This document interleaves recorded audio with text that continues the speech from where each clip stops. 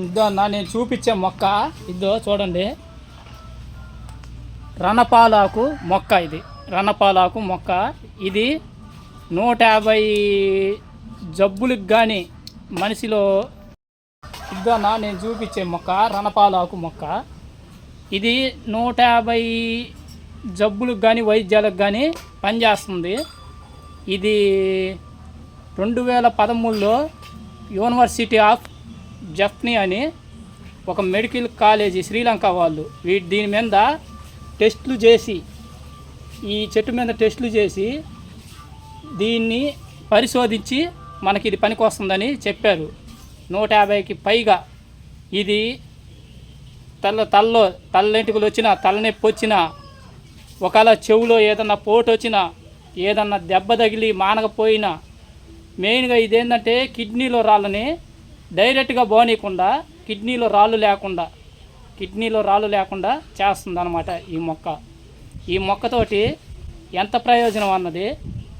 ఇదేంటంటే నాకు ఎట్టా వచ్చిందంటే మా ఫ్రెండ్ వాళ్ళు ఇల్లు పడగొడుతుంటే అక్కడ ఒక్క మొక్కే ఉంది. ఇది వాళ్ళకి పనికిరాదా అనుకోవచ్చు.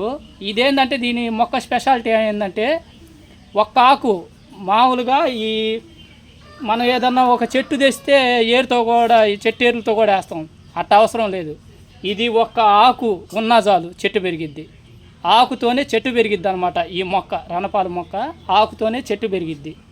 ఇది మీ ఇంట్లో కానీ ఉంటే కొన్ని 150 జబ్బులకి మన ఒంట్లో ఆరోగ్యానికి చాలా మంచిది అనమాట. ఇవి కొద్దిగా ఆన్లైన్లో కూడా సప్లై చేస్తున్నారు.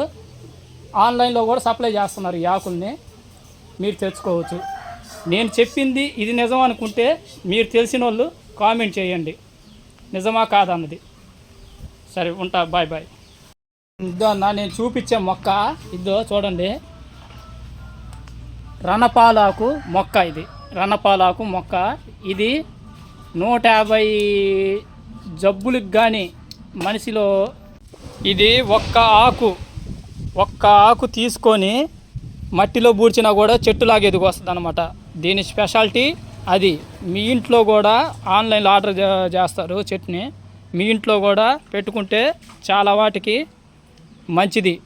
మన తెల్ల జుట్టు ఉన్నా కూడా మన పేస్టాలు తీసుకొని పూసుకుంటే తలనొప్పి కానీ తెల్ల జుట్టు కానీ ఎంటికలు రాలిపోవటం కానీ అవి ఏమి ఉండవు అన్నమాట.